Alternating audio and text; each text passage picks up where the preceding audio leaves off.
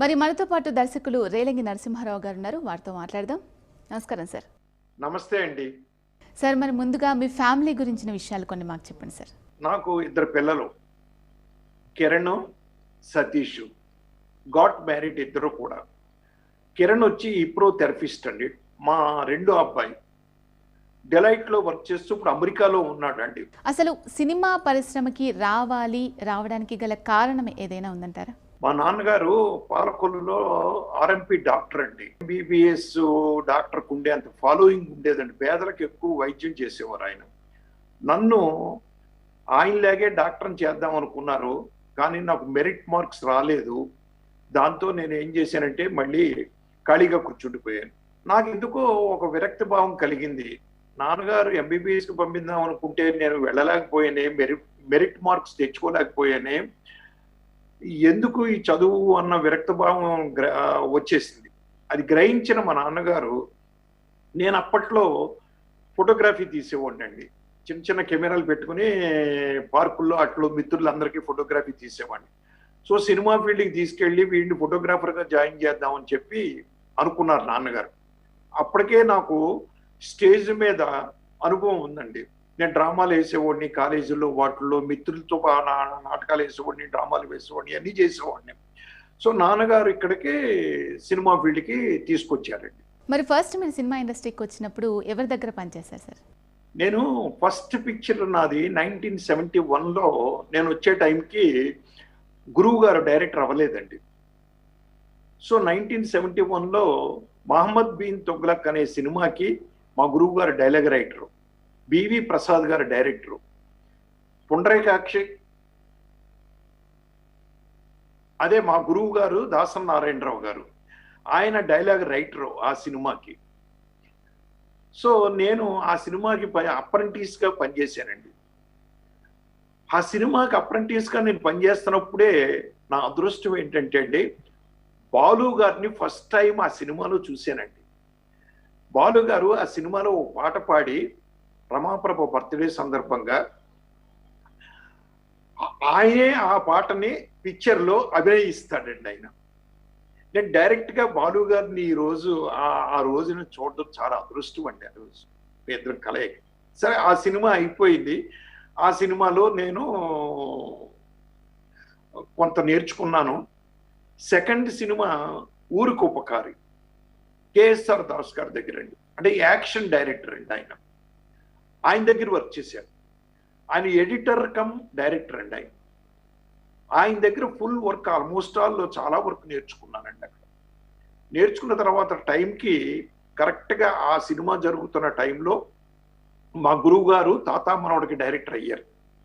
నేను గురువుగారు మీ దగ్గరికి వచ్చేస్తాను నేను అని చెప్పారు. చెప్తే ఆయన ఒకటే మాట అన్నారు మా గురువుగారు దాసనారాయణరావు గారు, ఏమయ్యా, ఒక్క ప్రిన్సిపల్ పెట్టుకో, మధ్యలో నువ్వు ఎప్పుడూ కూడా ఏ పని ఆపొద్దు, మధ్యలో వదిలేసి రావద్దు. రేపు డైరెక్టర్ అయినా కూడా సినిమా మధ్యలో వదిలేసి రావద్దు. ఎన్ని భేదాభిప్రాయాలు ఉన్నా అది పూర్తి చేసి రా. నేను మళ్ళీ ఇంకా సినిమాలు డైరెక్ట్ చేస్తాను, ఈ ఒక్క సినిమా కాదు కదా, అప్పుడు నువ్వు సెకండ్ సినిమాకి వద్దు కానీ అని చెప్పి నాకు తొలి పాఠం నేర్పాడు ఆయన. డిసిప్లిన్ ఎలా ఉండాలి, మనం చేసే డిసిప్లిన్లో మనం అని తొలి పాఠం ఆ రోజు నేర్పారండి ఆయన.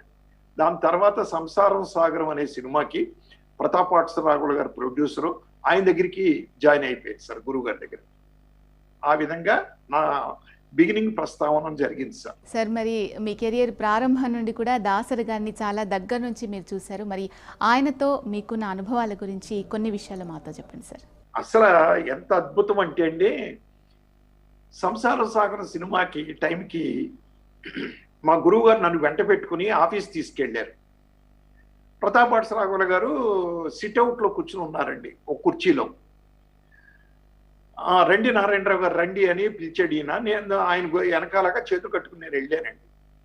సార్, ఇతను మా ఊరి అబ్బాయి అండి, రేలంగి నరసింహారావు ఆయన వచ్చి 2 సినిమాలకి పనిచేసాడు అసిస్టెంట్ డైరెక్టర్ గాను, మహమ్మద్ బిన్ తుగ్లక్ అండ్ ఊరికి ఉపకారికి. ఇప్పుడు మన సినిమాకి అసిస్టెంట్ డైరెక్టర్గా పనిచేయబోతాడండి, మీకు పరిచయం చేద్దామని తీసుకొచ్చాను అన్నాడు. ఓ అలాగా, ఏమో ఏంటి నీ పేరు అన్నావు? నా పేరు రేలంగి నరసింహారావు అండి. వెళ్ళి లోపలికి వెళ్ళి మీ గురువుగారికి ఒక కుర్చీ తీసుకురా అన్నారు. అని గురువుగారు కంగారు పడ్డారు. మా నాన్నగారు ఒక డాక్టరు, ఆయనకున్న ఫాలోయింగ్ ఆయనకి తెలుసు ఆ పాపులారిటీ పాలకుల్లో. సార్ గమ్ముని మా డాక్టర్గా మా గురువు గారు దాసనారాయణరావు గారు, సార్ వాళ్ళ నాన్నగారు డాక్టర్ సార్, పిలిస్తే పలుకుతారు సార్ సర్వెంట్స్ అందరూ అక్కడ, ఆ పనులు వాళ్ళు చేస్తారు సార్. ఆగండి నారాయణరావు గారు, ఆగండి, నరసింహరావు వెళ్ళి కుర్చీ తీసుకురా అన్నారు. కుర్చీ తీసుకొచ్చి వేసారండి. వేసిన తర్వాత లోపలికి కూర్చో మేము మాట్లాడుకుంటాం అన్నారు రాఘవల్ గారు. అది అయిన తర్వాత లోపలికి వెళ్ళారు. ఈ లోపల బాయ్ 2 కాఫీలు తీసుకుని కానీ గురువు గారికి ప్రతాపరావు గారికి ఇచ్చారండి. వాళ్ళిద్దరు టీ తాగేసిన తర్వాత, అదే కాఫీయో టీయో తాగేసిన తర్వాత, బాబు ఏంటి నీ పేరు అన్నావు అన్నాడు. నా పేరు రేలంగి నరసింహరావు అండి. రైట్ రామ్మ అన్నాడు. వచ్చారు. ఆ కప్పులు తీసుకెళ్ళి కుర్రోడికి ఇచ్చేయి అన్నారండి. తాగేసిన కప్పులు. ఇమీడియట్లీ గురువు గారు, సార్ నారాయణరావు గారు వాళ్ళ ఫాదర్ డాక్టరు, పిలిస్తే సర్వెంట్స్ అందరూ పరిగెత్తుకొస్తారు, వాళ్ళు చేస్తారు పనులు, అంతేగా మీరు చెప్పేది, ఆగండి అని కప్పులు తీసుకెళ్ళి బాబు అన్నారు. కప్పులు తీసుకెళ్ళిపోయారండి. అయిపోయింది. ఒక అరగంట వాళ్ళు మాట్లాడుకున్న తర్వాత గురువు గారు, నరసింహరావు రావయ్య బయలుదేరి వెళదాం అన్నారు. వెళుతూ ఉండగా రాఘవల్ గారు పిలిచారు, నరసింహరావు ఇట్రా, భుజమే చెయ్యేసి, నువ్వు చాలా పైకి వస్తావయ్యా. అదేంటి సార్ అన్నాను. ఏమీ లేదు, ఒక ఇండస్ట్రీలోకి మనం ప్రవేశించినప్పుడు మన హోదా, మన యొక్క ఆర్థిక పరిస్థితి, ఇవన్నీ మన పరపతి, మీ నాన్నగారికి ఉన్న పరపతి ఇవన్నీ మనం మర్చిపోవాలి. మర్చిపోయిన రోజునే మనం పైకి రాగలుగుతాం ఇక్కడ. అంతేగాని నేను ఒక కోటేశ్వరుడు కొడుకుని లేకపోతే లక్షాధికారి కొడుకుని అనుకుంటే నీకు వర్క్ రాదు. ఇప్పుడు ఫర్ ఎగ్జాంపుల్ రేపు పొద్దున్న షూటింగ్ జరుగుతూ ఉంది. ఆ షూటింగ్ లో కెమెరామెన్ షాట్ పెట్టాడు. మీకు గురువు గారు, డైరెక్టర్ గారు నారాయణరావు గారు రెడీ స్టార్ట్ అనగానే కెమెరామెన్, ఆగండి సార్, ఆ చెప్పులు ఎవరై, ఆ చెప్పులు ఉన్నాయి ఏంటి అక్కడ అని అక్కడ ఉన్న వాళ్ళని చూసి, నువ్వు ఉన్నావు ముందుగా, బాబు వెళ్ళ చెప్పులు తీవయ్యా అంటాడు. అప్పుడు నేను డాక్టర్ కొడుకుని, మా నాన్నగారు పిలిస్తే సర్వెంట్స్ వస్తారు, ఇవన్నీ చెప్పడం కుదరదుగా, వెంటనే చెప్పులు తీయాలి. ఇలాంటి ఎన్నో జరుగుతాయి ఆ సెట్లోను. అంచేత నువ్వు ఆ భేషజాలన్నీ పక్కన పెట్టుకుని ఈ పనులు చేసేవు కాబట్టి నువ్వు పైకి వస్తావని నేను చెప్పాను అని ఫస్ట్ ఆశీర్వదించాడండి ప్రతాపరావు గారిని. ఏం లేదండి, గురువు గారు చాలా కష్టపడి పనిచేశారండి. ఆయనకి అదర్ హ్యాబిట్స్ ఏమి లేవండి. ఈ సినిమా ఫీల్డ్లో అన్ని హ్యాబిట్స్ అందుబాటులో ఉంటాయండి. అందుకుంటే ఆయన అందుకునేవాడు కాదండి. ఆయన ధ్యేయం ఏమంటే 2 గంటల వరకు పనిచేయడం రాత్రి, మళ్ళీ పొద్దున్నే 6ంటికి లేవడం, మళ్ళీ పని చేయడం, 24 అవర్స్ ఇదే పని చేయడం అండి. మమ్మల్ని కూడా అలాగే పని చేయనిచ్చేవారండి. బిగినింగ్ డేస్లో మేము తిట్టుకునేవాళ్ళం, ఏంట్రా బాబు ఇంత మరీ డిసిప్లిన్డ్గా, ఇంత సిస్టమేటిక్గా మార్నింగ్ 6 నుంచి 2 దాకా పనిచేస్తారు, మనం ఎప్పుడు నిద్రపోతాం, ఎప్పుడు చేస్తాం, ఏంటిది అని మేము తిట్టుకునేవాళ్ళం అండి. కానీ ఫ్యూచర్లో మాకు తెలిసింది, ఆ రోజు అంత అలా చేయించడం వల్లే ఆయన మాకు ఈ వర్క్ వచ్చింది, డెడికేషను, డిసిప్లిను అని. ఆయన సంసార సాగరం అనే సినిమా చేస్తా ఉన్నప్పుడు అండి ఒక ఇన్సిడెంట్ జరిగిందండి. ఎస్వి రంగారావు గారికి, గురువు గారికి నండి. ఎస్వి రంగారావు గారు కాబూలి క్యారెక్టర్ సెట్లోకి వచ్చారండి. వచ్చి రాగానే గురువు గారు ఏదో షార్ట్ తీస్తున్నారు. ఎస్వి రంగారావు గారికి అసోసియేట్ని పిలిచి, అంజుబాబుని సీన్ వినిపించబోయా అన్నారు. సీన్ వినిపించారు. 8 పేజీల సీన్ ఇది, దగ్గర దగ్గర 10 పేజీల సీన్ ఉంది సార్, మళ్ళీ ఒకసారి చదువు అన్నారు. చదువుతూ ఉండగా, ఇక్కడ ఆగు, ఇక్కడ మార్క్ పెట్టుకో, మళ్ళీ చదువు, మళ్ళీ ఇక్కడ మార్క్ పెట్టుకో, మళ్ళీ ఇక్కడ చదువు, మార్క్ పెట్టుకో అని డిలీట్ చేసేసాడు సార్ ఆయన. 5 పేజీల సీన్ చేశారండి, దాన్ని 10 పేజీల సీన్ని. వెళ్ళి మీ గురుగారితో చెప్పు అన్నారు. చెప్పనగానే గురుగారి దగ్గరికి వెళ్ళి, ఏమంటే రంగారావు గారు సీన్ని ట్రిమ్ చేశారండి, అంత సీన్ అవసరం లేదన్నారు. గురుగారు వచ్చారు. వచ్చి, నమస్తే సార్, సీన్ ట్రిమ్ చేశారంటే thank you very much sir, కానీ ఆ 10 పేజీల సీను కావాలి సార్ అన్నాడండి ఆయన. రంగారావు గారికి ఎవరైనా ఎదురు సమాధానం చెబితే తట్టుకోలేరు సార్ ఆయన. చక్కని కుర్చీలోంచి లేచారు సార్ ఆయన. ఏంటి నారాయణరావు గారు మీరు మాట్లాడేది అన్నాడండి. అందుడికి, అది కాదు సార్, మీ క్యారెక్టర్ గురించే తెలుసు మీకు, సినిమాలో ఉన్న క్యారెక్టర్లు అన్నీ నాకు తెలుసు, cinema subject A to Z నాకు తెలుసు, కాబట్టి ఈ 10 పేజీల సీను అవసరం అని నేను చెప్తున్నాను అన్నాడు. అంతే సార్. ఆయన కోపం వచ్చి టర్బన్ కాబోలీ క్యారెక్టర్ కదండి, టర్బన్ తీసి ఇసురు కొట్టాడు ఆయన, స్టిక్ తీసి ఇసురు కొట్టి వెళ్ళిపోయాడు సార్ కారులో ఎక్కి. ఈ లోపల ప్రతాపాడు శ్రావణ్ గారు పరిగెత్తుకుంటూ వచ్చి ఆయన ఏంటి నారాయణరావు గారు ఇలాంటి పని చేశారు మీరు, అది ఇది అని చెప్పి అనుకుంటూ ఉండగానే రంగారావు గారు మళ్ళీ తిరిగి సెట్లోకి వచ్చారు సార్. అసోసియేట్ని పిలిచారు. 10 పేజీల సీన్ కాకపోతే 20 పేజీల సీన్ తీసుకోమనవయ్యా బాబు, ఆ టర్బన్కి స్టిక్ తీసుకురండి అని పెట్టుకుని ఆ 10 పేజీల సీను టక్ టక్ అని చేసేసండి. వెళ్ళిపోతూ గురువు గారిని పిలిచి భుజం మీద తట్టి, డైరెక్టర్ అంటే ఇలా ఉండాలయ్యా, ఇంత కమాండింగ్ ఉండాలయ్యా, ఎందుకు అంటే మేము ఏదేదో చెబుతా ఉంటాం, సబ్జెక్ట్ పూర్తిగా మీకు తెలుసు, సో నువ్వు చాలా పైకి వస్తావు, పెద్ద డైరెక్టర్ అవుతావు అయ్యా, ఎవరు చెప్పినా ఇలాగే ఉంటుంది నువ్వు అంతే అన్నయ్య చెప్పాడు సార్ ఆయన. ఓహో, డైరెక్టర్ అంటే ఇలా ఉండాలి అనేది ఆ రోజు తెలిసిందండి మాకు.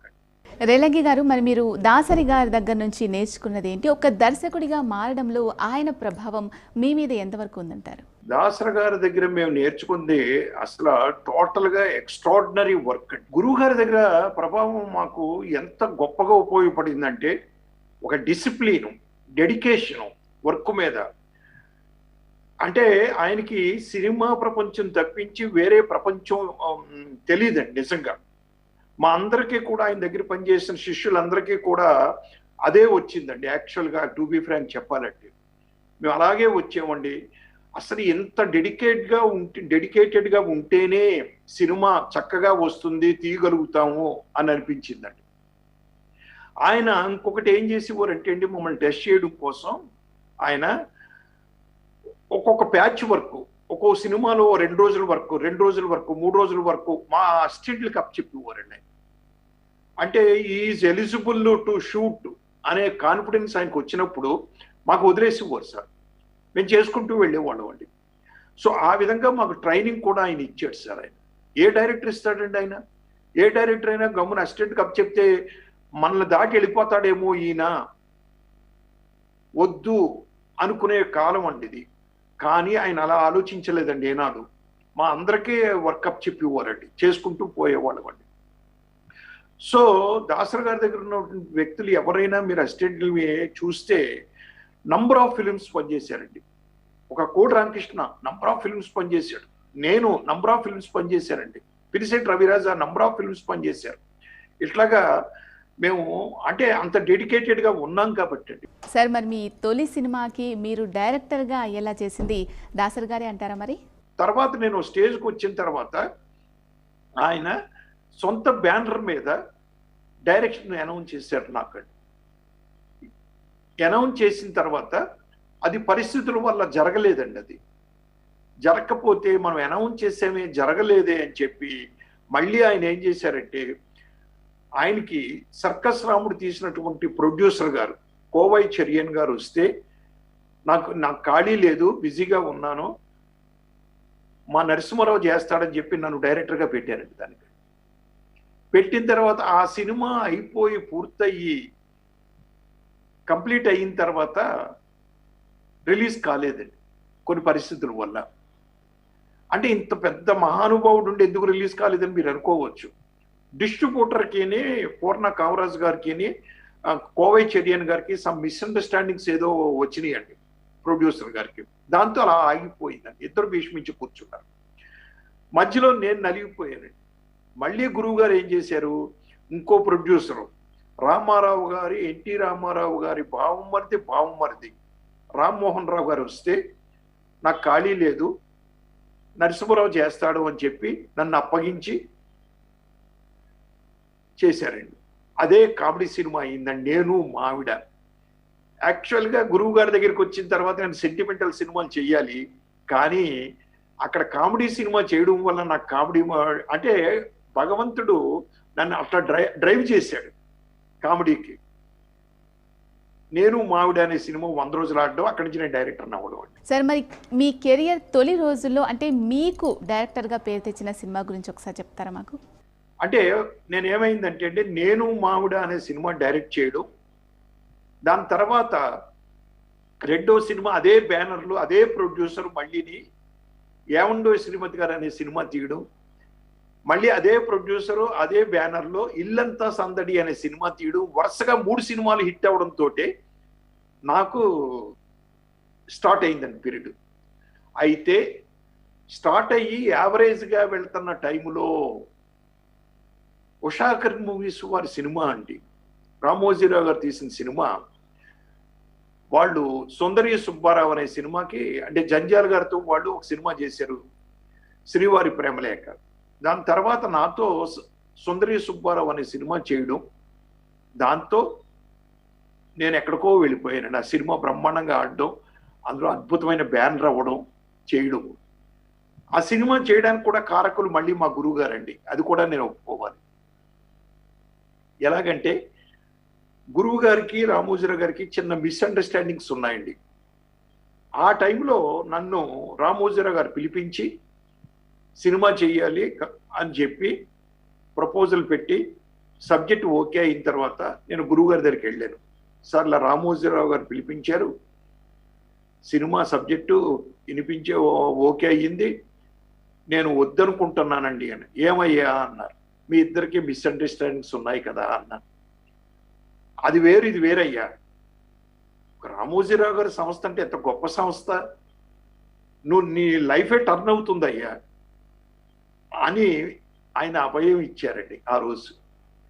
సో అక్కడి నుంచి టర్నింగ్ పాయింట్ అయిందండి నాకు, టోటల్గా స్థిరపడిపోయాను నేను కామెడీలో. సార్, మరి మీకు సుందరి సుబ్బారావు సినిమాకి నంది అవార్డు కూడా వచ్చింది కదా, దాని గురించి ఒకసారి చెప్పండి సార్. నాకు సుందరి సుబ్బారావుకి 1984లో నంది అవార్డు వచ్చిందండి, బెస్ట్ స్క్రీన్ ప్లే. అంటే నా ఒక్కడికే కాదు, ఆ cinema dialogue screen play writer ఆది విష్ణు గారు చనిపోయారు, స్వర్గీయ ఆది విష్ణు గారికి నాకు కలిపి కంబైన్డ్గా నంది అవార్డు వచ్చిందండి. అది చంద్రమోహన్ గారు, విజయశాంతినండి. సార్, హీరో చంద్రమోహన్ గారితో మీరు చాలా మంచి సినిమాలు చేశారు. మరి మీ కాంబినేషన్లో మంచి హిట్ సినిమాలు కూడా వచ్చాయి. అందులో మీరు చెప్పుకోదగ్గ సినిమా ఏంటి అంటే మీరేం చెప్తారు? ఏమండి, నా తొలి చిత్రమే నేను మావిడ చంద్రమోహన్ గారండి. అది 100 రోజులు ఆడిందండి. ఏమండి, సుందరి సుబ్బారావు అత్యద్భుతంగా ఆడేసిందండి, సూపర్ హిట్. చిన్నోడు పెద్దోడు చంద్రమోహన్ గారు, రాజేంద్ర ప్రసాద్ అండి. చంద్రమోహన్ గారితో 24 సినిమాలు చేశానండి నేను, 24 ఫిలిమ్స్ అండి. ముచ్చటగా 3 సినిమా అండి, అన్నపూర్ణ స్టూడియోస్ వాళ్ళదండి, సురేంద్ర గారిది. ఏమంటే అలాగే కొంటి కాపురం అని ఒక సిల్వర్ జూబ్లీ సినిమా అండి, అది చంద్రమోహన్ గారు దాంట్లో. సో ఇవన్నీ నాకు చంద్రమోహన్ గారి కాంబినేషన్లో ఈజ్ ఏ బోర్న్ ఆర్టిస్ట్ అండి, అత్యద్భుతంగా చేసేవాడు. నాకు స్వతహాగా గురువు గారు దాసనారాయణ గారు అయినప్పటికీ కూడా కామెడీలో గురువు కొంతమంది రైటర్స్ చంద్రమోహన్ గారు. సార్, టు బి ఫ్రాంక్ చెప్పాలంటే గురువులు వాళ్ళు. నాకు కామెడీ అంటే ఏంటో పెద్దగా తెలిసేది కాదు. మా రైటర్స్ సప్లై చేసినటువంటి కామెడీ సీన్స్ వల్ల చంద్రమోహన్ గారు చేసే బాడీ లాంగ్వేజ్ నేను క్యాచ్ చేయడం, దాంతో నేను కామెడీ డైరెక్టర్గా బాగా ఎస్టాబ్లిష్ అయిపోయానండి. సో చంద్రమోహన్ గారితో చాలా హిట్లు వచ్చినాయి కాబట్టి నేను 75 సినిమాలకు లీడ్ అయ్యిందండి, టు బి ఫ్రాంక్ చెప్పాలంటే. ఈజ్ ఎ బోర్న్ ఆర్టిస్ట్ అండి, నో డౌట్ ఎట్ ఆల్. మా ఇద్దరు అండర్స్టాండింగ్ కూడా అత్యద్భుతంగా ఉండేదండి. ఏనాడు సబ్జెక్ట్ అడిగేవాడు కదా ఆయన, రేలంగి నరసింహారావు డైరెక్షన్ అంటే. ఇంకొక విషయం, గొప్ప విషయం కూడా చెప్పాలి చంద్రమోహన్ గారి గురించి అండి. శిక్ష అని ఒక సినిమా చేశాను నేను, సీరియస్ సినిమా అండి అది. దాంట్లో సుహాసిని హస్బెండ్గా ఒక క్యారెక్టర్ ఉందండి. సుహాసిని ఆఖరి మూమెంట్లో క్లైమాక్స్లో చేదరించుకుని హీరోని తాళి తీసి ముఖం మీద కొట్టే క్యారెక్టర్. అది ఎవరినేద్దాం అనుకుంటే మేము ఆలోచిస్తున్నాం. చేస్తూ ఉంటే చంద్రమోహన్ గారు, ఏమంటే శిక్షలో నేను లేనా అన్నారు. మీరు లేదు సార్, మీరు ఆ క్యారెక్టర్కి బాగోదు సార్, మీ ఇమేజ్ వేరు, మీ ముఖం మీద సుహాసిని తాడి తీసి ఇసురు కొట్టడం అనేది అసలు మేము తట్టుకోలేకపోతున్నాం ఆయన అన్నారు. నరసింహారావు గారు, మీ డైరెక్షన్లో సినిమా నేను మిస్ కాకూడదు, అది ఎటువంటి క్యారెక్టర్ అయిపోవచ్చు. క్యారెక్టర్ అండి, అది క్యారెక్టరే అటువంటిది, నేను చేయడంలో తప్పేంటి అని చేశాడు సార్ ఆయన. అంత అండర్స్టాండింగ్ మా ఇద్దరి మధ్యన. సార్, మరి చంద్రమోహన్ గారి సినిమాల్లో కుటుంబ నేపథ్యంతో పాటు హాస్యానికి కూడా చాలా ఇంపార్టెన్స్ ఉండేది. మరి వారితో సినిమా చేయాలి అనుకున్నప్పుడు మీరు కథని ఎలా చూస్ చేసుకునేవారు? అంటే చంద్రమోహన్ గారు అనగానే నాకు రేలంగి నరసింహారావు కాంబినేషన్ అని చూసేవాడిని తప్పించండి. చంద్రమోహన్ గారు మరి అద్భుతమైన క్యారెక్టర్లు చేశారు. ఆయన 16 ఏళ్ల వయసులో అద్భుతమైన క్యారెక్టర్ చేశారు కదా మరి అండి. ఆయన అన్ని రకాల క్యారెక్టర్లు చేయగలిగే సత్తా ఉన్నటువంటి నటుడు. రంగులు రాటంలో అద్భుతమైన సెంటిమెంటల్ క్యారెక్టర్ చేశాడు ఆయన, ఇంట్రడక్షనే. తర్వాత కామెడీ క్యారెక్టర్లు చేశారు ఆయన. సో అన్ని రకాల క్యారెక్టర్లు చేసినప్పటికీ కూడా నా ప్రిఫరెన్స్ ఎలా చూసుకునేవాడిని అంటే, చంద్రమోహన్ రేలంగి నరసింహారావు గారి కాంబినేషన్ లో జనం ఏం ఆదరిస్తారు అని ఆలోచించేవాడిని ఎప్పుడు. మా ఇద్దరు కాంబినేషన్ లో ముద్ర ఎలా పడిపోయిందంటే, కుటుంబ కథా చిత్రం కామెడీతో కూడుకున్నదే అయితే బాగా ఆదరిస్తారు అని అంచనా వచ్చింది. దానికోసమే నేను ఏం చేసేవాడిని అంటే, అటువంటి సబ్జెక్టులనే నేను తీసుకునేవాడిని అండి. నేనండి రైటర్స్తో కూర్చుని. అయితే చంద్రమోహన్ గారు ఏనాడు ఏ కథ తీస్తున్నారు, ఎందుకు తీస్తున్నారు, ఇది క్యారెక్టర్ ఏంటి ఏనాడు అడగలేదండి నన్ను. మా ఇద్దరి మధ్యన ఇమేజ్ పబ్లిక్ లో ఈ ఇమేజ్ ఉంది కాబట్టి ఆ ఇమేజ్ ప్రకారం కథలు సెలెక్ట్ చేసుకునేవాడిని అండి. చంద్రమోహన్ గారు ఏ క్యారెక్టర్ ఇచ్చినా అత్యద్భుతంగా చేస్తాడండి. సూపర్ విలన్ క్యారెక్టర్ అయినా అద్భుతంగా చేస్తాడు సార్. మరి మీ గురువు గారైన దాసరి గారితో కూడా మీరు కొన్ని సినిమాలు చేయడం జరిగింది. మరి వారితో మీ అనుభవం గురించి ఒకసారి చెప్పండి సార్. గురువు గారు ఫస్ట్ పిక్చర్ రొటేషన్ చక్రవర్తి అనే ఓ పిక్చర్కి నన్ను పిలిచి, నరసింహారావు నువ్వు డైరెక్ట్ చేస్తున్నావయ్యా, నేను చేస్తున్నాను ఇది అన్నారండి. ఆయన సొంత బ్యానర్ మీద. నాకు చాలా ఆనందం వేసిందండి.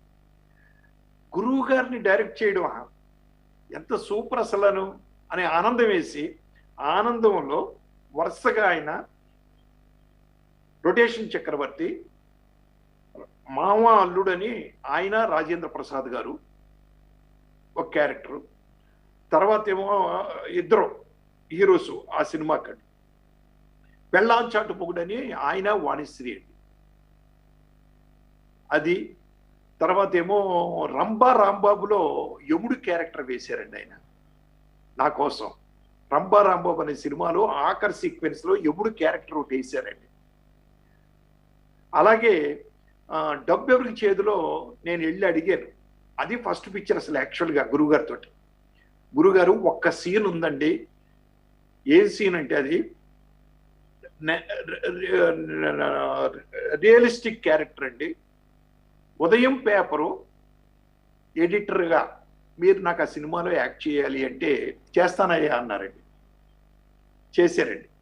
ఇలాగా 7 సినిమాలు ఆయన డైరెక్షన్లో, ఆయన హీరోగా నేను డైరెక్టర్గా చేసేటప్పుడు ఎంత ఆనందంగా ఉండేదంటే అంత ఆనందంగా ఉండేది.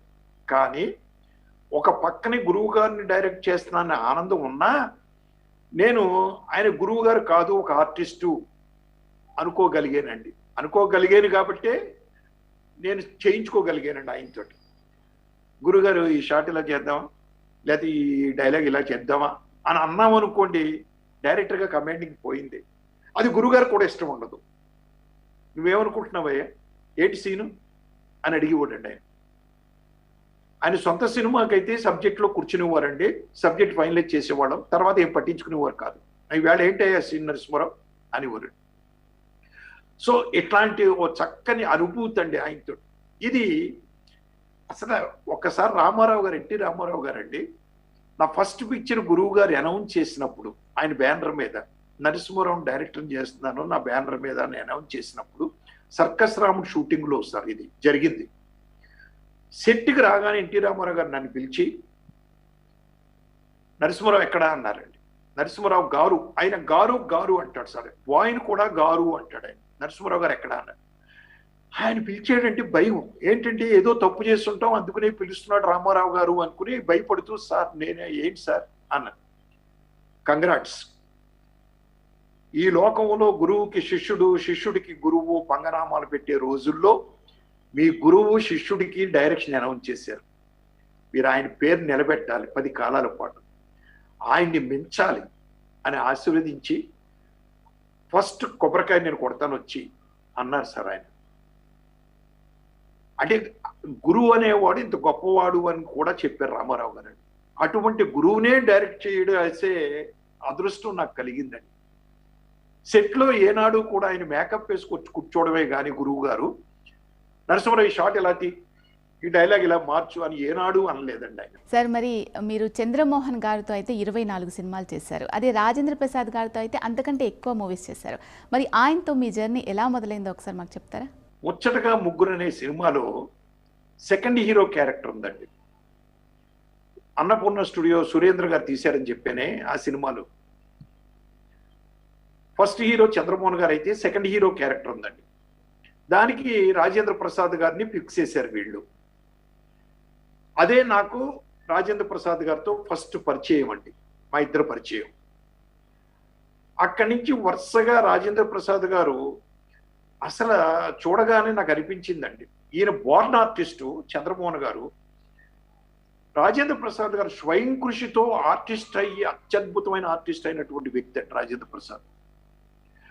ముచ్చటగా ముగ్గురు అనే సినిమాతో మా ప్రయాణం స్టార్ట్ అయినప్పుడు ఎలా ఉన్నాడో ఈ 32 సినిమాలు అలాగే చేశాడు సార్ ఆయన. ఏ రోజైనా సరే రాజేంద్ర ప్రసాద్ గారు ఎంత ఒక అండర్స్టాండింగ్ అంటే మా ఇద్దరికేని ఒక వైఫ్ అండ్ హస్బెండ్ సర్దుకుపోతే సంసారం అన్నట్టుగానే మా ఇద్దరి మధ్యన అప్పుడప్పుడు చిన్న చిన్న ఏదో మాట వచ్చినా మాకు బట్ ప్రొఫెషనల్ సైడు అత్యద్భుతంగా ఉండేవాళ్ళు అండి, సూపర్గా ఉండేవాళ్ళు.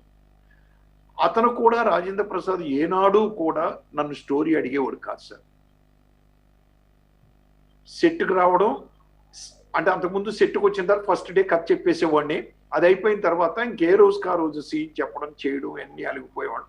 నాకేం కావాలి అనుకునేది ఆయన అర్థమయ్యేదండి రాజేంద్ర ప్రసాద్కి. అల్లుకుంటూ చేసుకుంటూ పోయాడు సార్. మొట్టమొదటిలో ముచ్చటగా ముగ్గురు అనే సినిమాకి స్టార్ట్ అయిన వ్యక్తి భామా కలాప్ అనే సినిమాతో హీరోగా ఇండివిజువల్ హీరోగా చేశాడండి నాకు. అప్పటికే ఆయన్ని వంశీ గారు ఆయన్ని హీరోని చేయడం, రామోజీరావు గారి సినిమా ప్రేమించా చూడో పెళ్లి చేసి చూడో ఏదో ప్రేమించి చూడు అనుకుంటారండి, ఏదో ఆ సినిమా హిట్ అయిపోవడం, తర్వాత లేడీస్ టైలర్తో రాజేంద్ర ప్రసాద్ గారు ఎక్కడికో వెళ్ళిపోవడం, దాని తర్వాత మళ్ళీ నేను భామా కలాప్ అనే సినిమాతోటి నా సినిమాలో హీరోగా స్టార్ట్ అయ్యి ఇంకా అక్కడి నుంచి మా ప్రయాణం 32 సంవత్సరాలు కొనసాగిందండి.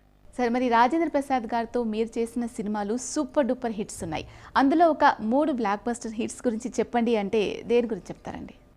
ఏమండి, ఈ రోజు వరకు వేస్తున్న సినిమా టీవీల్లో కంటిన్యూస్గా వేస్తున్నారు. ఎన్నిసార్లు చూసినా బోరు కొట్టదు, వేస్తానే ఉన్నారు, చూస్తానే ఉన్నారు. ఎదురింటి మొగుడు పక్కింటి పెళ్ళాం,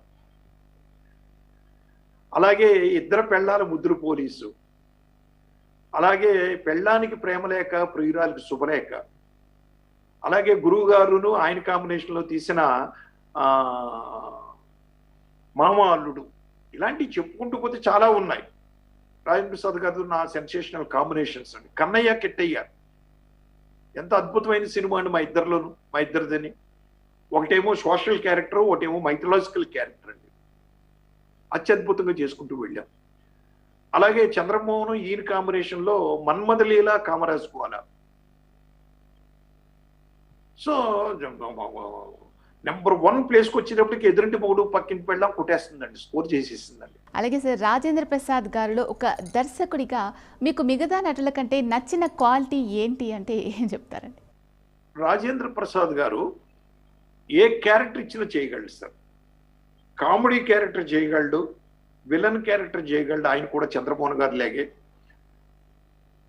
ఆ నలుగురు లాంటి సెంటిమెంటల్ క్యారెక్టర్ చేయగలడు ఆయన.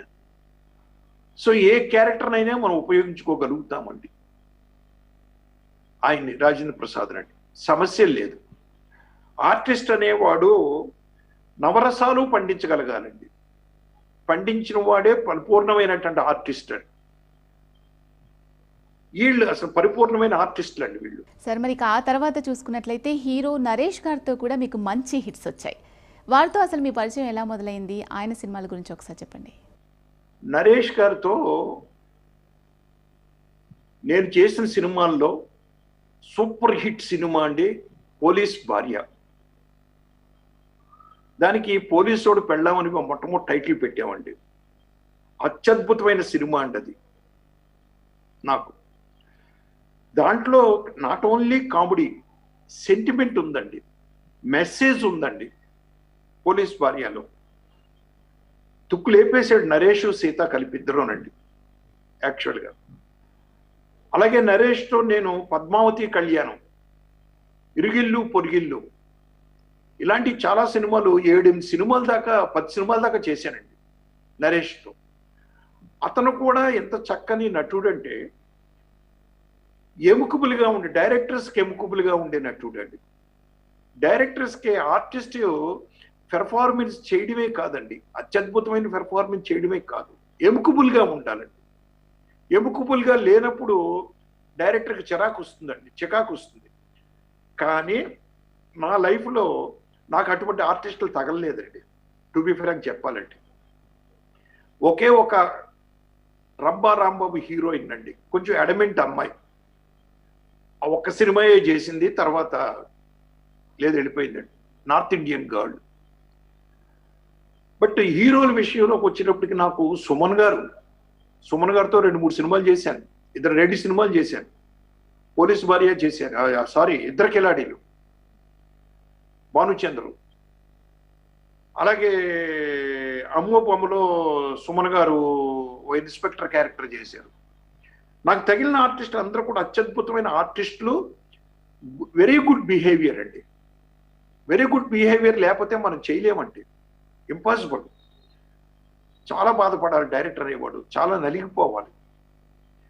తర్వాత మనం అనుకున్న క్యారెక్టర్ని అర్థం చేసుకుని సెల్యులాయిడ్ మీద తీసుకురాగలిగే నటులండి వీళ్ళందరూ కూడా.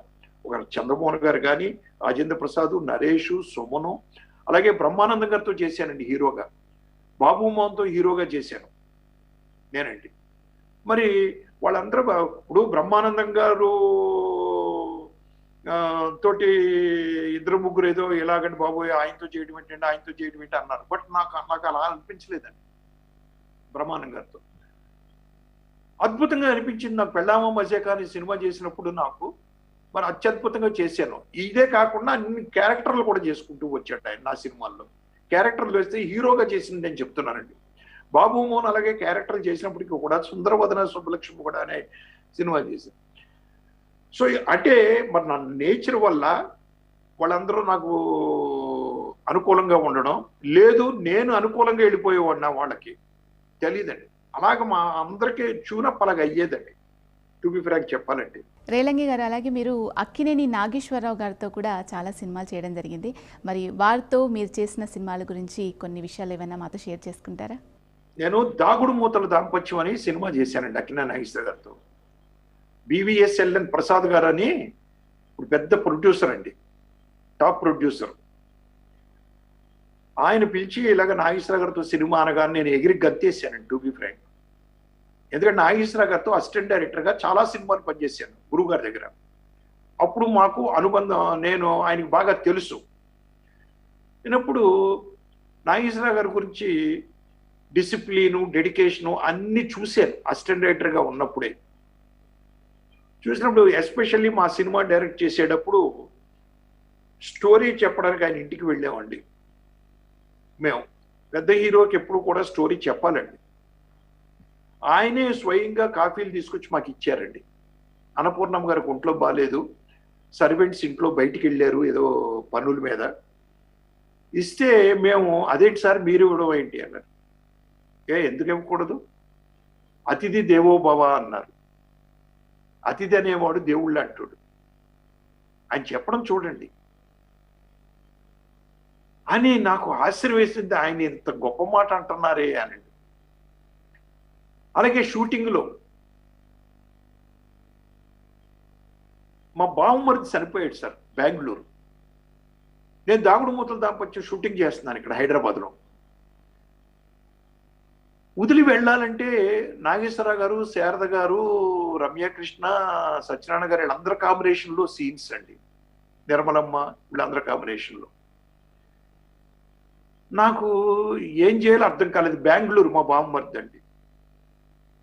సరే మా మిస్సెస్ వాళ్ళకి అడ్రస్ ఫోన్ చేసి వాళ్ళని వెళ్ళిపోమని చెప్పి, నేను వెళ్లకుండా ప్రొడ్యూసర్ గారితో చెప్పినంత కాంబినేషన్ కదా సార్ నేను వెళ్ళలేనండి, షూటింగ్ కానిద్దామని షూటింగ్కి వెళ్ళాం.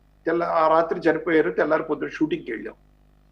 వెళ్ళిన తర్వాత 2 షాట్లు తీసాను. 3వ షాటు లాంగ్ షాట్ చెప్పి నేను కెమెరామెన్ టైం పడుతుంది అన్నాడు, 20 నిమిషాలు టైం పడుతుంది అన్నాను.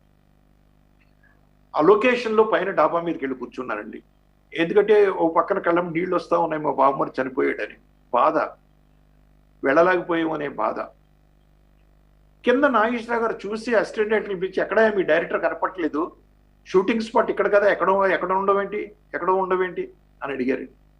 పక్కనున్న BVSL ప్రసాద్ గారు ప్రొడ్యూసర్ గారు, లేదు సార్ బహుశా పైన టెర్రస్కి వెళ్ళి ఉంటాడు ఆయన. ఏ టెర్రస్ ఏంటి, ఇక్కడ షూటింగ్ స్పాట్ ఇక్కడైతేని.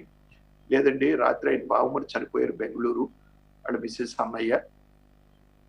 అలాగా మరి వెళ్ళలేదేంటి అన్నారు. కట్ చేస్తే నేను టెర్రస్ మీద డ్రాప్స్ వస్తా ఉన్నాయి, అలా కూర్చున్నాను, ఆలోచిస్తా కూర్చున్నాను, భుజం మీద చేయి పడిందండి. ఎవరిదని వెనక్కి తిరిగి చూస్తే నాగేశ్వరరావు గారు అండి. నాగేశ్వరరావు గారు పక్కన ప్రొడ్యూసర్ గారు నిలబడి ఉన్నారు. సార్ మీరేంటి సార్ పైకి వచ్చారు? ఏమైనా నరసింహరావు మీ బామ్మడు చనిపోయారంట కదా? అవునండి రాత్రి చనిపోయారు సార్. మరి వెళ్ళలేదే నువ్వు అంటే, ఇంత కాంబినేషన్ వదిలిపెట్టి ఎలా వెళ్తాను సార్ నేను? భలే ఓడివయ్యా, మళ్ళీ కావాలంటే మళ్ళీ తర్వాత చేసుకుంటాం మనం ఈ కాంబినేషన్. కాదు సార్, శారద గారు, రమ్యకృష్ణ, మళ్ళీ సత్యనారాయణ గారు అందరూ దొరకాలి కదా సార్. ఎందుకయ్యా నేను అడుగుతాను, నేను అడిగి తీసుకుంటాను కదా. ప్రసాద్ గారు ఈవినింగ్ ఫ్లైట్ ఉంటే చూడండి, ఫ్లైట్కి పంపించండి నరసింహరావుని, 2 రోజులు షూటింగ్ క్యాన్సిల్ చేయండి అన్నారు సార్ నాగేశ్వరరావు గారు. సార్ మరి హీరో శోభన్ బాబు గారితో కూడా మీరు సినిమాలు చేయడం జరిగింది. మరి వారితో మీ సినిమాల గురించి, వాటి అనుభవాల గురించి కొన్ని విషయాలు మాకు చెప్పండి సార్. శోభన్ బాబు గారితో కూడా పనిచేయడం చాలా ఈజీగా ఉంటుందండి. ఆయన చాలా డిసిప్లిన్డ్ వ్యక్తి అండి, పంక్చువాలిటీ. సార్ ఆ తరం హీరోలు అందరూ కూడానండి పంక్చువల్గా ఉండేవారండి. టు బి ఫ్రాంక్ చెప్పాలంటే ఎంత పంక్చువాలిటీ, తర్వాత డైరెక్టర్కి ఎంత రెస్పెక్ట్ ఇస్తారు అనేది నేను నోటీస్ చేశానండి. ఒక సినిమాకి నన్ను శోభన్ బాబు గారు ఈ సంసారం అనే సినిమాని డైరెక్ట్ చేశాను. దానికంటే ముందు ఒక ఇన్సిడెంట్ జరిగిందండి. ఒక సినిమాకు ప్రొడ్యూసర్ గారు నన్ను పిలిపించారు. పిలిపించి నరసింహరావు గారు మన సంస్థకు పనిచేయాలండి మీరు అని. ఎవరండి హీరో అని? శోభన్ బాబు గారు. సరేనండి అని ఎగిరి గంతేసి కథా డిస్కషన్లో కూర్చున్నామండి. వారం రోజులు అయిన తర్వాత నన్ను పిలవడం మానేశాడు ఆయన. మానేస్తే తర్వాత రైటర్ గారు చెప్పారు నాకు, సత్యానంద్ గారు, ఏమండి మీ ప్లేస్లో వేరే డైరెక్టర్ వస్తున్నారు, మీరు రావట్లేదు ఏంటి అన్నారు. ఏమోనంటే నాకు ఏం చెప్పలేదు సార్ వీళ్ళు అన్నాను. ఇంక సైలెంట్గా ఊరుకున్నాను. ఇంక నేను ఆ ప్రొడ్యూసర్ గారిని కూడా కదిలించలేదు. ఇంకా నేను ఎందుకులే, ఆ సినిమా అయిపోయింది. చాలా బాధపడ్డాను. హీరో ప్రమేయం లేకుండా సినిమాలో డైరెక్టర్ని తీసేయరు కదా. సో శోభన్ బాబు గారికి తెలుసు నన్ను తీసేశారని. తెలుసు కూడా ఆయన ఏమీ చేయకుండా ఊరుకున్నాడు అంటే ఆయన ఏంటిది, లేదా ఆయనే తీయించేశాడా? శోభన్ బాబు గారు వద్దులేండి ఆయన చిన్న డైరెక్టరు అని రకరకాల ఆలోచనలు. మా గురుగారు షూటింగ్ జరుగుతూ ఉంటే శోభన్ బాబు గారితో వెళ్ళేవాడిని, కానీ ఆ పక్క నుంచి వెళ్ళిపోయేవాడిని, ఆయన పలకరించేవాడిని కాదు. ఒకసారి ఈ సంసారం ప్రొడ్యూసరు శాఖమూరి రామచంద్ర గారు నాకు కౌరు పంపించారు. వచ్చి ఏమంటే మా బ్యానర్లో ఒకటి చెయ్యాలి మీరు అని. ఎవరు హీరో అని అడిగాను. శోభన్ బాబు గారు. సో నాకు శోభన్ బాబు గారి మీద కోపం వచ్చిందండి. హీరో ప్రమేయం లేకుండా ఒక డైరెక్టర్ని తీసేయరు కదా, ఎందుకు ఇలా జరిగింది అనుకున్నాను, ఊరుకున్నాను. శోభన్ బాబు గారి కోపంతో గురువు గారు షూటింగ్ దగ్గరికి వెళ్ళినప్పుడల్లా శోభన్ బాబు గారు కనిపిస్తే మాట్లాడేవాడిని కాదు, కుర్చీ వెనకాల నుంచి అలా వెళ్ళిపోయేవాడిని. ఒకరోజు ఈ సంసారం ప్రొడ్యూసర్ శాఖమూరి రామచంద్ర గారు కౌరు పంపించారు, ఏమంటే మనం సినిమా చేయాలి అని. ఎవరు హీరో అంటే శోభన్ బాబు గారు అన్నారు. శోభన్ బాబు గారిని అడిగారా అన్నాను. అంతా ఓకే అంటే నో ప్రాబ్లం అన్నారు ఆయన. అయినా నాకు డౌట్. ఈ డౌట్తో నేను ఏం చేశానంటే తెల్లారిపోతున్న శోభన్ బాబు గారి ఇంటికి వెళ్ళానండి. శోభన్ బాబు గారితో మాట్లాడాను. శోభన్ బాబు గారు పలానా సంసారం ప్రొడ్యూసరు రామచంద్రరావు గారు ఫోన్ చేశారు, కౌరు పంపించారు, వెళ్ళాను, సినిమా అన్నారు, మీరు హీరో అని చెప్పారు అన్నాను. అవును నరసింహరావు గారు, మేమే అనుకున్నాం, నేను ప్రొడ్యూసర్ కలిసి మీ పేరు అన్నారు. థ్యాంక్ యూ సార్ అన్నాను. అనగానే ఆయనే కంటిన్యూ చేశారు. ఏమని? పోయిన సినిమాలో మొట్టమొదట ప్రొడ్యూసర్ గారు వచ్చి రేలంగి నరసింహారావు డైరెక్టర్ అన్నారు, నేను ఓకే అన్నాను, ఎగిరి నాకు కూడా ఆనందం వేసింది. ఎందుకంటే మీ గురుగారి దగ్గర ఎప్పుడు పరిచయమే కదా, మీరు మాకు మా సినిమాలకు పనిచేశారు కదా, బలిపేయటం ఇలాంటి సినిమాలకు అన్నిటికి పనిచేశారు కదా, పరిచయమే కదా, మీరైతే బాగుంటుంది అనుకున్నాను. నేను కామెడీ సినిమాలు కూడా బాగా తీస్తున్నారు ఈ మధ్యన అనుకున్నాను. ఓకే అన్న తర్వాత వారం రోజుల తర్వాత ప్రొడ్యూసర్ గారు వచ్చి, ఏమండి బిజినెస్ కుదరట్లేదండి, మీ ఇమేజ్ ఏమో పైలో ఉంది, నరసింహరావు గారి ఇమేజ్ డౌన్ లో ఉంది, చిన్న డైరెక్టర్ గాను ఆయనకి, సో బిజినెస్ తేడా వస్తుందండి అన్నారు. లేదు సార్, ఒక డైరెక్టర్ని ఒక కెమెరామెన్ని ఎవరినో ఫిక్స్ చేసిన తర్వాత తీసేయడం అనేది నేను ఎప్పుడు ఇంతవరకు నా సినిమాల్లో జరగలేదు అన్నాను. ఒక్కొక్కసారి ఆలోచించండి అంటే, లేదండి బిజినెస్ సార్ ఇది, నేను ఆలోచించేది లేదు అన్నారు. నేను ఆయన బలవంతం చేయలేకపోయాను. అప్పటి నుంచి బాధపడుతున్నాను, అనవసరంగా నరసింహరావు గారిని డైరెక్టర్గా పెట్టి తీయించేసానే అని. మళ్ళీ శాఖమూరి రామచంద్ర గారు వచ్చినప్పుడు మేమిద్దరం కలిసి మీ పేరు అనుకున్న తర్వాత ఇప్పుడు తృప్తిగా ఉంది నాకు అని ఆయన చెప్పారు సార్, ఆయన సోమన్ బాబు గారు. నాకు చాలా ఆనందం వేసిందండి. ఒక హీరో టాప్ లో ఉన్నాడు ఇప్పుడు, అప్పటికే ఆయన నా గురించి ఆలోచించవలసిన అవసరం ఏముంది, ఆలోచించి మళ్ళీ పిలిచి నాకు సినిమా ఇవ్వాల్సిన అవసరం ఏముంది, ఇచ్చారండి. ఆయనతో సినిమా చేయడం కూడా చాలా సాఫీగా చక్కగా అద్భుతంగా జరిగిపోయిందండి. ఆయన ముందే చెప్పారు, నేను 10 గంటలకి మేకప్ వేసుకుని షార్ట్కి రెడీగా ఉంటాను, తర్వాత అలాగే 6 తర్వాత ఉండను, వెళ్ళిపోతాను. సార్ నైట్ ఎఫెక్ట్ ఎప్పుడైనా ఉంటే ఎట్లాగ సార్, 6 బయట తీయవలసిన నైట్ ఎఫెక్ట్ అన్న, ముందు రోజు హాఫ్ డే పని చేస్తాను, 6 to 9 పని చేస్తాను అన్నారండి ఆయన. సార్ అట్లాగే సార్, ఓకే సార్ అన్నాను. అలాగే సాగిపోయింది చక్కగా. ఆ సినిమా కూడా సూపర్ హిట్ అయింది, నాకు ఎంతో పేరు తీసుకొచ్చిందండి. సార్ అలాగే మీరు డైరెక్ట్ చేసిన హీరోలు కృష్ణరాజు గారు కూడా ఒకరు. మరి వారితో మీకున్న వర్క్ ఎక్స్పీరియన్స్ గురించి మాతో కొన్ని విషయాలు షేర్ చేసుకుంటారా? కృష్ణరాజు గారితో చాలా కామెడీ అనుభవం నాకు. గురువు గారి సినిమాలు పనిచేసినప్పుడు ఆయన సినిమా కూడా సీతారాముల సినిమా కూడా నేను పనిచేయడం జరిగింది, బాగా తెలుసు నేను ఆయనకి. అలాగే కటకటాల రుద్రయ్య చేస్తున్నప్పుడల్లా సెట్టికి వెళ్ళడం, రంగున్ రౌడీ చేస్తా ఉన్నప్పుడల్లా సెట్టికి వెళ్ళడం, చూడడం, మేమందరం గురుగారు అసిస్టెంట్లుగా బాగా పరిచయం ఆయనకి. ఆయన ఓ రోజు నాకు ప్రొడక్షన్ మేనేజర్ సత్యరాజ్ గారితో కౌరు పంపించారు, నరసింహరావు ఒకసారి రమ్మను అని. నేను వెళ్ళాను. ఏం సార్ పిలిచారట అన్నాను. ఏం సినిమాలు చేస్తున్నావా ఎప్పుడు అన్నారు. పలానా సినిమాలు చేస్తున్నాను సార్, పలానా హీరోలండి అన్నాను. మనం సినిమా చేయాలయ్యా మన బ్యానర్లోను అన్నారు. మరి ఎవరంటే కామెడీ హీరో అని అడిగాను. అదేంటయ్యా, నా బ్యానర్లో నేను సినిమా చేసుకుంటూ నేను వేరే హీరోని పెట్టి కామెడీ గాను, ఏ కామెడీకి నేను పనికిరానా అన్నారు. అది కాదు సార్, మీరు ఆ రౌద్రం చేస్తే, ఫెరోషియస్ క్యారెక్టర్ చేస్తే జనం బాగా రిసీవ్ చేసుకుంటారు కామెడీ కంటే కూడాను. మరి నేనేమో కామెడీ ముద్ర పడి ఉంది కదా నాకు, అలా అందుకుని అడిగాను నేను అన్నాను. సరే ఓకేనయ్యా, నువ్వు ఫెరోషియస్ క్యారెక్టర్ యాక్షన్ సినిమా నువ్వు చేయి నాతోటి, చూస్తారా సార్ జనం అన్నాను. ఏమయ్యా ఎందుకు చూడరయ్యా, చూస్తారు, డైరెక్టర్ కూడా అన్నీ చేయాలి కదా అది నన్ను కన్విన్స్ చేశారండి ఆయన. ఇప్పుడు మనం హీరోని మనం కన్విన్స్ చేస్తాం, కానీ నన్ను కన్విన్స్ చేశాడు ఆయన చేసి. ఆ షూటింగ్ కూడా ఎంత జాలీగా చక్కగా అనుకున్న ప్రకారం అయిపోయిందంటే, ఆ డ్యూయల్ రోల్ అండి దాంట్లో నా అదృష్టం ఏంటంటే, దాంట్లో మన పెద్ద జగ్గయ్య గారు ఉన్నారు, సత్యనారాయణ గారు ఉన్నారు, బి సరోజ అండి, పెద్ద పెద్ద ఆర్టిస్టులు అండి, అందరూ సీనియర్ ఆర్టిస్టులతో పనిచేశానండి. అలాగా అయ్యింది యమధర్మరాజు అండి. యమధర్మరాజు ఆ సినిమా పేరు. సార్ మరి మీరు అన్ని కామెడీ సినిమాలు చేస్తున్న సమయంలో కామెడీ కాకుండా వేరే జానర్ సినిమాలు చెయ్యాలి అని మీకు ఎప్పుడు అనిపించలేదా? ఎందుకు అలా అనుకోలేదంటారు? అంటే నేను ఇద్దరు కిలాడీలని యాక్షన్ సినిమా చేశాను, అలాగే యమధర్మరాజు అనే యాక్షన్ సినిమా చేశాను, అలాగే రాజేంద్ర ప్రసాద్ గారితో చిక్కడు దొరకడు అని ఓ యాక్షన్ సినిమా చేశానండి. అది యాక్షన్ సినిమాయే టు బి ఫ్రాంక్ చెప్పాలంటే. కానీ నాకు ముద్ర సమాజంలో కానీ, చిత్ర పరిశ్రమలో కానీ, డిస్ట్రిబ్యూటర్లో కానీ, ఆడియన్స్లో కానీ ఒక కామెడీ ముద్ర పడిపోయిందండి. సో అది దృష్టిలో పెట్టుకుని వచ్చే ప్రొడ్యూసర్లు అందరూ కూడా నా దగ్గరికి ఒక కామెడీ సినిమా చేద్దామండి, ఫ్యామిలీ డ్రామా చేద్దామండి అని వచ్చిన వాళ్ళే కానీ యాక్షన్ సినిమా చేద్దామని వచ్చిన వాళ్ళు కనపడలేదండి. వస్తే చేసి ఉండేవాడినేమో ఒకవేళ నేను.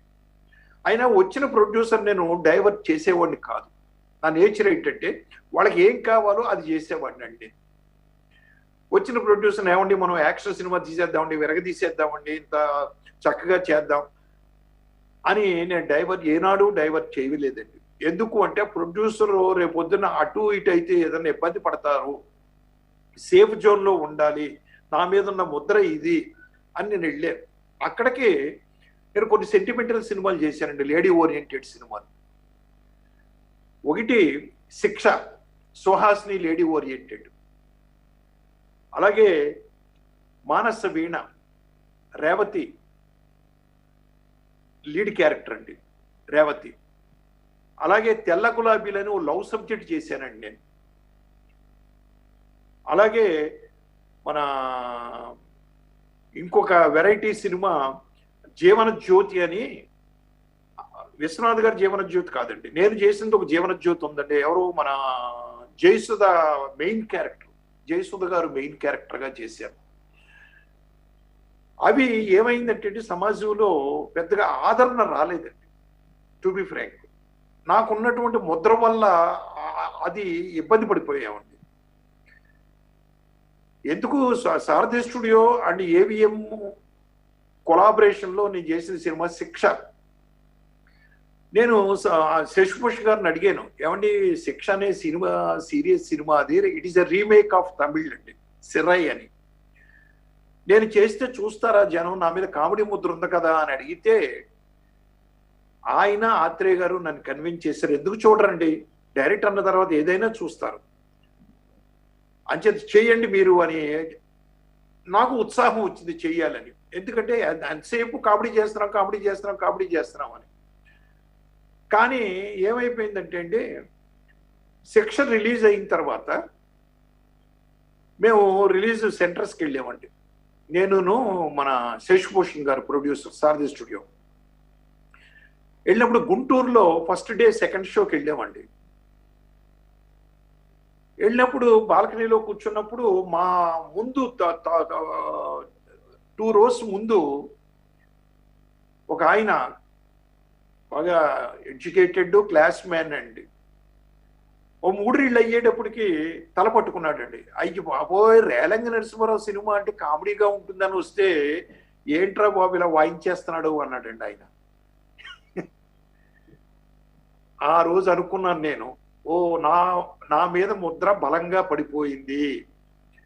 సో మన దగ్గరకు వచ్చినటువంటి ప్రొడ్యూసర్లకి కామెడీ సినిమాలు చేయాలన్న ప్రొడ్యూసర్ కామెడీయే చేద్దాం, ఫ్యామిలీ డ్రామా తీయాలనుకున్న వాళ్ళు ఫ్యామిలీ డ్రామా తీద్దాం, యాక్షన్ తీయాలనుకున్న వాళ్ళకి కామెడీ మిక్సెస్ చేద్దాం అనుకున్నాను. కానీ యాక్షన్ సినిమాలు రాలేదండి నాకు, మా సినిమాలు రాలేదు. అదే యాక్చువల్లీ. సార్, మరి మీరు మంచి కామెడీ సినిమాలు చేస్తున్న టైంలోనే జంధ్యాల గారు కూడా మీతో పాటు సమానంగా చాలా మంచి కామెడీ మూవీస్ చేశారు.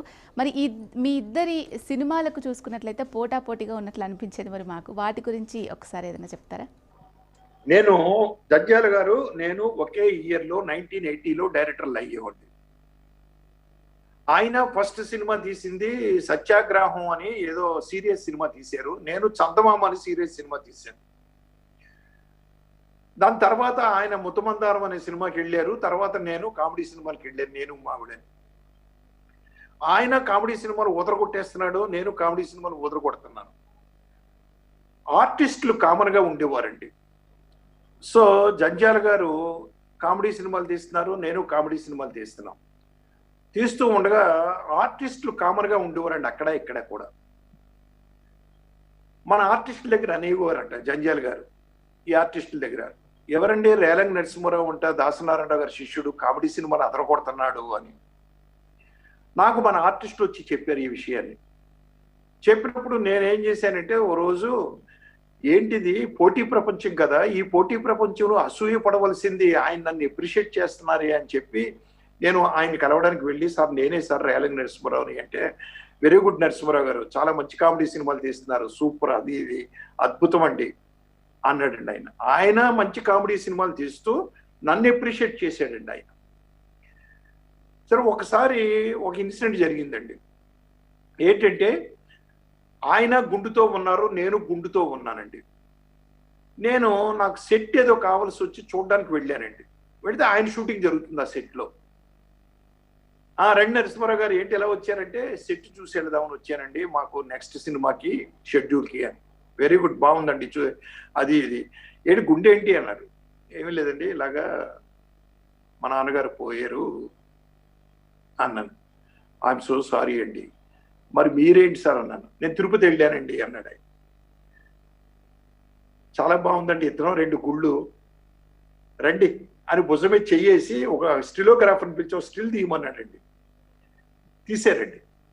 నెక్స్ట్ డే ఆ స్టిల్ వెనకాల ఓ పేరు రాసి కొటేషన్ రాసి పంపించాడు సార్ ఆయన. హాస్యం అంటే 2 గోళ్ల పిస్తోల్. నేను నవ్వుకుని ఆలోచిస్తే, అంటే నేను ఆయనతో ఈక్వల్గా నన్ను ఆయన పోల్చాడు, నన్ను తక్కువ చేసి చూడలేదు. It is a great. ఎందుకంటే ఇది పోటీ ప్రపంచం అండి. ఈ పోటీ ప్రపంచంలో ఆయన నాతో ఈక్వల్ రేలంగి నరసింహారావు అని చెప్పడం అనేది గొప్ప విషయం సార్. ఆయన నాకు చాలా ఆనందం వేసింది. అంటే అటువంటి ఆయన దగ్గర ఎప్పుడు జలసీలు లేవు సార్. ఒక ట్రైన్కి బోగీలు ఉంటాయి కదండి, ఫస్ట్ బోగి ఆయన అయితే సెకండ్ బోగి నేనండి. అంతే తప్పించి ఇద్దరం కలిసి ప్రయాణం చేసామండి అలా సెపరేట్గా. ఆయన వెనకాలే ఎప్పుడు నేను ఉండేవాడినండి కామెడీలో, టు బి ఫ్రాంక్ చెప్పాలంటే. అటువంటి ఆయన నాకు 3 సినిమాలకి డైలాగులు రాశారండి. ఆయన జంజాల గారు 3 సినిమాలకి నాకు డైలాగులు రాశాడు. చిన్నోడు, పెద్దోడు, ఇరుగిల్లు, పొరుగిల్లు, అలాగే సుందరి సుబ్బారావు అనే సినిమాకి ఒక వెర్షన్, డైలాగ్ వెర్షన్ ఆయన రాసిచ్చారండి. ఆది విష్ణు గారితో పాటు ఈయన కూడా ఒక వెర్షన్ ఇచ్చారు. 3 హిట్ సినిమాలే నాకండి. ఇద్దరు పెళ్ళాల ముద్ర పోలీస్ అనే సినిమా తెలుగులో తీసినప్పుడు సూపర్ హిట్ అయిందండి. దాన్ని కాట్రగడ్డ ప్రసాద్ గారు, బలరాం గారు అని అనుపమ ఆర్ట్స్ అని బ్యానర్ పెట్టి దాన్ని కన్నడంలో తీయాలని చెప్పి నన్ను కన్సల్ట్ చేశారండి. నాకు ఆనందం వేసింది. మా అత్తూరు బెంగళూరు అండి. సో హాయిగా చేద్దాం బ్రహ్మాండంగా అని చెప్పి ఇద్దరు పెళ్ళాల ముద్ర పోలీస్ చేశారండి కన్నడం. మంచి హిట్ అయిపోయిందండి. అలాగే మళ్ళీ ఎదురింటి మొగుడు పక్కింటి పెళ్ళాం కొన్నారండి వాళ్ళే. తెలుగులో ఎదురింటి మొగుడు పక్కింటి పెళ్ళాం, ఎదురు మనైలి గండ పక్కత మనైలి హెంతి అని అక్కడ తీసామండి. అలాగే నేను వరుసగా కన్నడంలో 7 సినిమాలు చేసుకుంటూ వెళ్ళానండి. రాజ్ కుమార్ గారు కొడుకులతో చేశానండి. శివరాజ్ కుమార్తో చేశాను, రాఘవేంద్ర రాజ్ కుమార్తో చేశానండి. ఇద్దరూ కంబైన్డ్గా చేశాను. విడివిడిగా చెరుకో సినిమా చేశాను, ఇద్దరు కంబైన్డ్గా ఒక సినిమా చేశానండి. అలాగే ಏನೋಂದ್ರಿ అని ఒక సినిమా చేశాను. హెంతి హెళ్ళిదురే కేಳುಬೇಕು అని తెలుగులో పెళ్ళాన్ని చెప్తే వినాలి, కోటరామకృష్ణ డైరెక్ట్ చేశాడు. దాన్ని మురళీమోహన్ గారు కన్నడంలో నా డైరెక్షన్లో తీశారండి. ద్వారకేషు, మాలాశ్రీ ఇద్దరు మెయిన్ అండి. సో అక్కడ అన్ని వరుసగా హిట్లు వచ్చినాయండి 7 సినిమాలు కూడా. తమిళ్లో ఇద్దరు పెళ్ళాల ముద్ర పోలీసు సేమ్ ప్రొడ్యూసర్లో బలరాం గారు, కాట్రగడ్డ ప్రసాద్ గారు అనుపమ ఆర్ట్స్ పేరు మీద తీశారండి. నగేష్ కొడుకు హీరో అండి, ఆనంద్ బాబు. ఫెయిల్ అయిందండి. దాన్ని ఫెయిల్ అవ్వడానికి కారణం ఒకటి నేను అనుకుంటున్నామండి. మేము ఏం చేసామంటే అండి, ఆ సినిమాలో వైవిజయ్ గారి క్యారెక్టర్ వైవిజయ్ గారు, Srilakshmi character Srilakshmi, one of the heroine గా Rohini, one of the heroine గా నీరోషాని పెట్టామండి. ఎప్పుడైతే ఈ కలర్ ఎలాగొచ్చిందంటే, మీకు డబ్బింగ్ సినిమాలే కలర్ వచ్చేసిందండి. అదే కానీ అక్కడ కన్నడ తమిళ ఆర్టిస్టులు వేసుంటే సినిమా మంచి హిట్ అయ్యి ఉండేదేమో అనిపించింది మాకండి. సార్ ఇంకొక విషయం, మీరు చాలా తక్కువ బడ్జెట్తో చాలా తక్కువ టైంలోనే మంచి హిట్ సినిమాలు అందించారు అని అందరికీ తెలిసిన విషయమే. అయితే మరి ఇంత తక్కువ టైంలో తక్కువ బడ్జెట్తో సినిమాలు చేస్తున్నప్పుడు మీకు ఎటువంటి సమస్యలు ఎదురుకాలేదా? అంటే నేను ఎప్పుడు ప్రొడ్యూసర్ శ్రేయస్ కోరుకునేవాడిని అండి. ఫస్ట్ పాయింట్, ప్రొడ్యూసర్ గారు వచ్చిన తర్వాత ఎవరు హీరో అని డిసైడ్ చేసేవాళ్ళు. అంటే ముందు కథ ఫైనలైజ్ చేసేవాళ్ళు. పెద్ద హీరో అయితే పెద్ద హీరో యొక్క ఇమేజ్ని బట్టి కథని ఫైనలైజ్ చేసి హీరో గారు యాక్సెప్టెన్స్ తీసుకోవాలి. ఇక్కడ నా టైప్ హీరోలు కాబట్టి అందరూ నాకు రాజేంద్ర ప్రసాద్ గారు, చంద్రమోహన్ గారు, నరేష్, సుమను వీళ్ళు కాబట్టి వాళ్ళు నేనేం చెప్తే చేస్తారు కాబట్టి నేను ప్రొడ్యూసర్ కథ అనుకునేవాళ్ళు బట్టి ఆ కథ ఇప్పుడు సపోజ్ రాజేంద్ర ప్రసాద్ గారితో తీస్తున్నాను. రాజేంద్ర ప్రసాద్ రేలంగి నాగేశ్వరరావు కాంబినేషన్లో మార్కెట్లో ఎంత ఉంటుంది వాల్యూ, దీన్ని ఎంత కొంటారు, దీన్ని రూపాయి కొంటారు అంటే మనం దాన్ని ఒక 60 పైసలకే చెయ్యాలండి. ఎందుకు 60 పైసలకే చేయాలంటే గవర్నమెంట్ ట్యాక్స్లు కానీ, ఓ థియేటర్ రెంట్ కానీ, ఓ పబ్లిసిటీ ఖర్చు కానీ ఎన్ని పోగా కలిపితే రూపాయి అవుతుందండి. ఈ క్యాలిక్యులేషన్ డైరెక్టర్కు ఉండాలండి. డైరెక్టర్ ఎంతసేపు స్టార్ట్ కట్టు నేను ఇంత గొప్పగా తీసేద్దాం సినిమానని కాదండి. వీళ్ళిద్దరు హీరో అండ్ డైరెక్టర్ కాంబినేషన్లో మార్కెట్ వాల్యూ ఎంత ఉందో దానికి తగ్గించి తీయవలసిన బాధ్యత దర్శకుడికి ఉందండి, ప్రొడ్యూసర్ కూడా ఉంది. చాలా మంది ప్రొడ్యూసర్లు ఏంటంటే డైరెక్టర్ మీద వదిలేస్తారు పాపం. నేను ఆ విధంగా ప్లాన్ చేసుకునేవాడినండి. నాకు ఉండే కోరికలు కాశ్మీర్లో సినిమాలు తీయాలి, లేకపోతే పల్లా ఎక్కడో తీయాలి, ఊటీల్లో ఫుల్ సినిమాలు. అప్పట్లో కాశ్మీర్ ఊటీలే పెద్ద గొప్ప మాకు అని. కానీ నేను ప్లాన్ చేసుకునేవాడిని కాదు. మా బడ్జెట్ అలౌ చేస్తే వెళ్ళేవాడిని, లేదంటే లేదండి వెళ్ళేవాడిని కాదు. అలాగే స్టోరీ డిస్కషన్ అని చెప్పండి బోల్డ్ డబ్బులు ఖర్చు పెట్టేస్తున్నారండి. స్టోరీ డిస్కషన్కి మనం ఎక్కడికో కాశ్మీర్ వెళ్ళాలా, లేదా అక్కడికి వెళ్ళాలా, ఇక్కడికి వెళ్ళాలా, లేకపోతే పెద్ద హోటల్లో హయ్యెత్తున పార్క్ హయ్యెత్తులో కూర్చోవాలో నాకు అర్థం కాదండి. బ్రెయిన్ అండి, బ్రెయిన్తో పనిచేసేదే కదా. మనశ్శాంతి చక్కని ప్లేసులో, డిస్టర్బెన్స్ లేని ప్లేస్లో కూర్చుంటే కదా ఆటోమేటిక్గా దానంతటా అదే వస్తుందండి. ఈ బడ్జెట్ తగ్గించేవాడిని నేను. రెండోది, ఈ షూటింగ్ ఎన్ని రోజులు ప్లాన్ చేయాలి, షూటింగ్ ఎన్ని రోజులు ప్లాన్ చేసుకోవాలి అని ప్లాన్ చేసుకునే వాడిని. స్క్రిప్ట్ని అన్ని రోజుల్లోనే ఫినిష్ చేయడానికి ట్రై చేసి ఇంకొక 2 రోజుల ముందే ఫినిష్ చేసేవాడిని. ఇట్లా చేయడం వల్ల నాకు ఒక ఆనందం ఎందుకు మిగిలేదంటే ప్రొడ్యూసర్ నా డబ్బులు మిగిలేయి. నా ప్రొడ్యూసర్లు అందరూ మినిమం గ్యారంటీ ప్రొడ్యూసర్లు అయ్యారండి యాస్టీస్.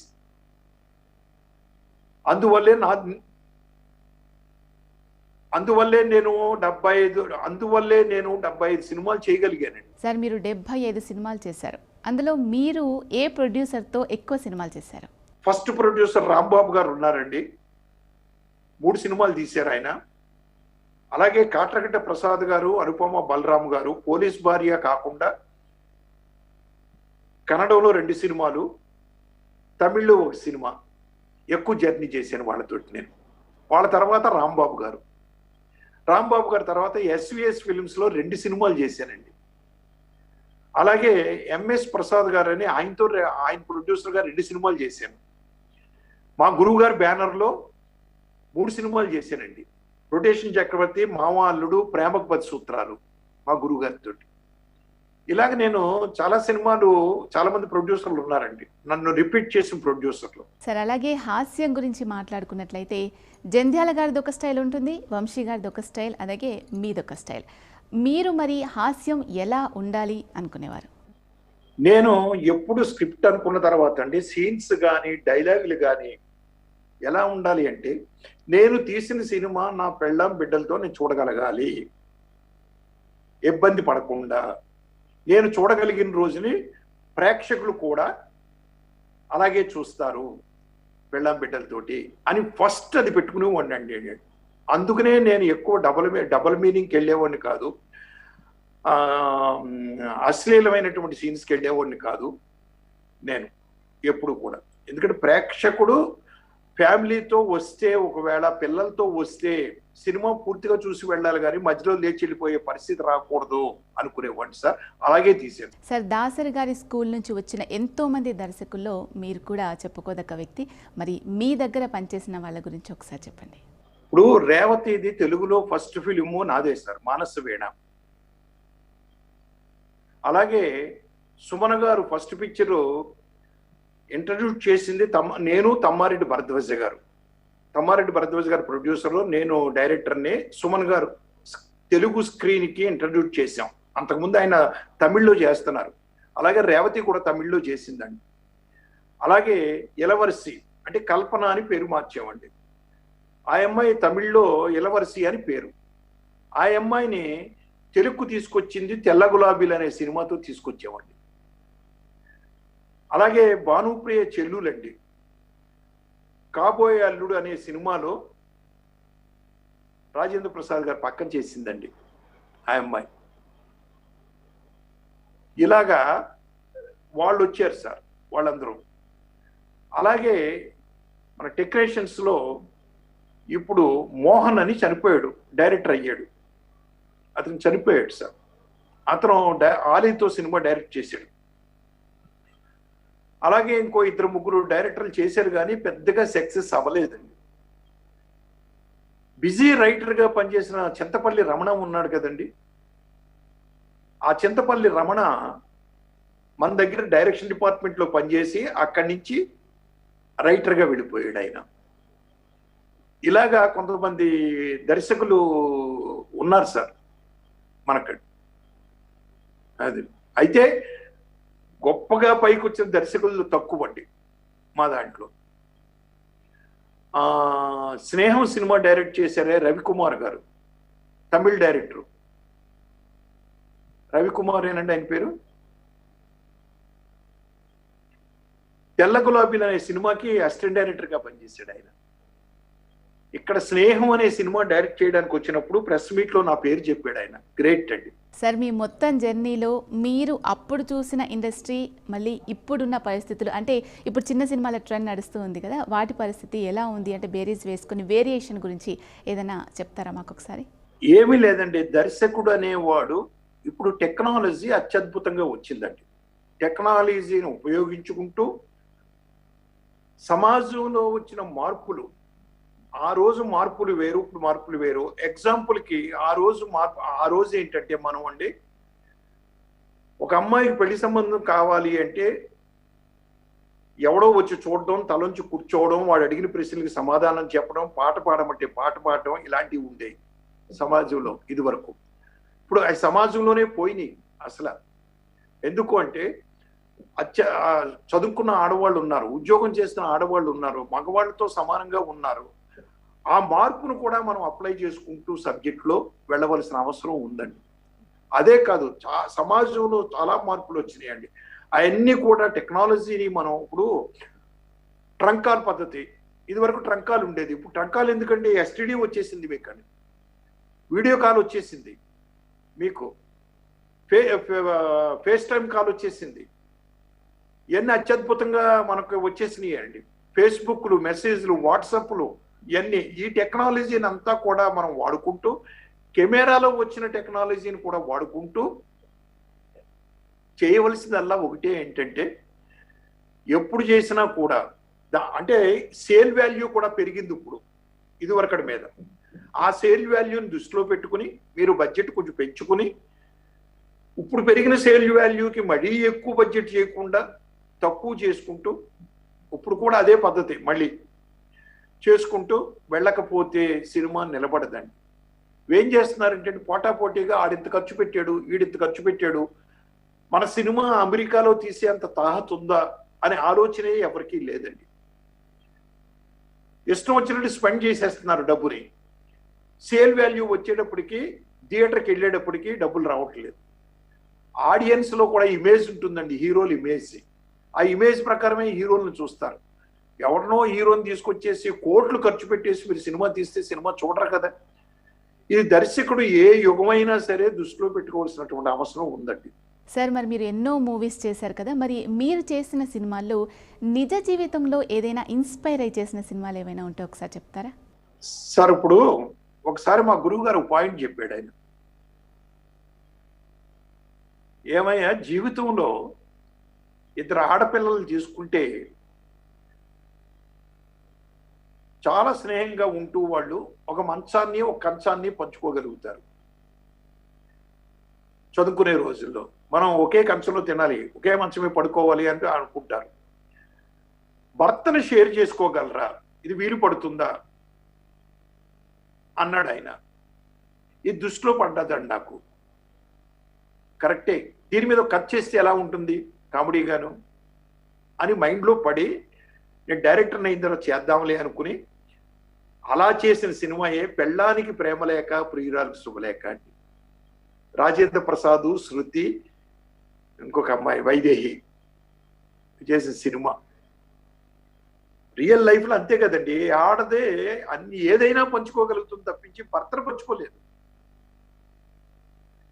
అది జరిగితే ఎలా ఉంటుంది అన్న దాని మీద కామెడీ తీశానండి నేనండి.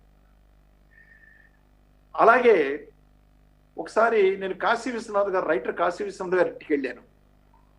వెళ్ళినప్పుడు వాళ్ళ అబ్బాయి నేను వెళ్ళిన దగ్గర నుంచి, నేను భోంచేసి ఆ ఇంట్లోంచి వచ్చినప్పటి నుంచి ఆవు కాంపోజిషన్ చదివాడండి. ఆవు సాధు జంతువు, దానికి 4 కాళ్ళు ఉండును, ఒక తోక ఉండును, ఆవు పాలు బలమనిచ్చును, గోమాత జిందాబాద్, ఇది చదివాడండి.